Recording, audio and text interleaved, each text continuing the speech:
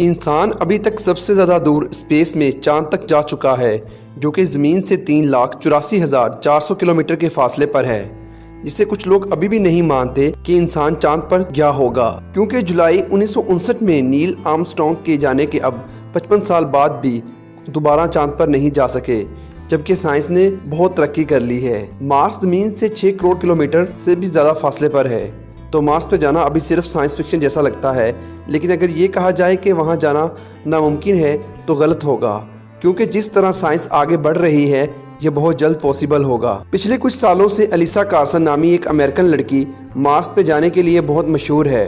Alyssa Carson 5 سال کی عمر سے خلا میں جانے کی تربیت لے رہی ہے۔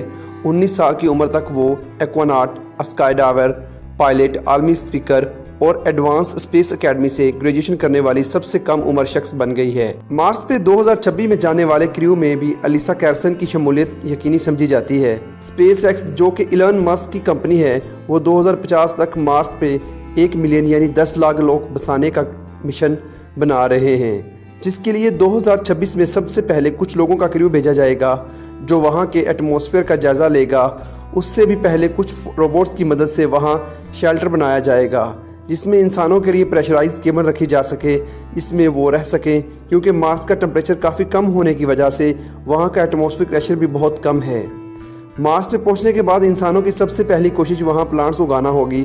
کہا جاتا ہے کہ پہلے وہاں بس پوٹیٹوز اور بینس اگائے جا سکیں گے، جو نہ صرف انسانوں کو خوراک مہیا کریں گے بلکہ ایٹماسفیئر میں آکسیجن بھی ریلیز کریں گے، جو کہ مقدار میں اتنی زیادہ نہ ہو سکے گی کہ انسان وہاں سروائیو کر سکیں۔ اس لیے روبوٹ کی مدد سے وہاں آکسیجن بنانے کا کام بھی شروع کیا جائے گا تاکہ انسانوں کے لیے زیادہ سے زیادہ آکسیجن بنائی جا سکے۔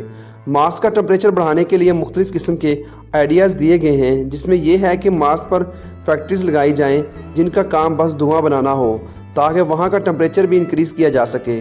ایلن مسک کی طرف سے دیا گیا ایک مشورہ یہ بھی ہے کہ مارس پہ 10 لاکھ ایٹامک بم پھوڑے جائیں تاکہ مارس کا ٹمپریچر کو جلد سے جلد انسانوں کے رہنے کے قابل بنایا جا سکے اور وہاں پر موجود فروزن واٹر کو بھی پانی میں تبدیل کیا جا سکے۔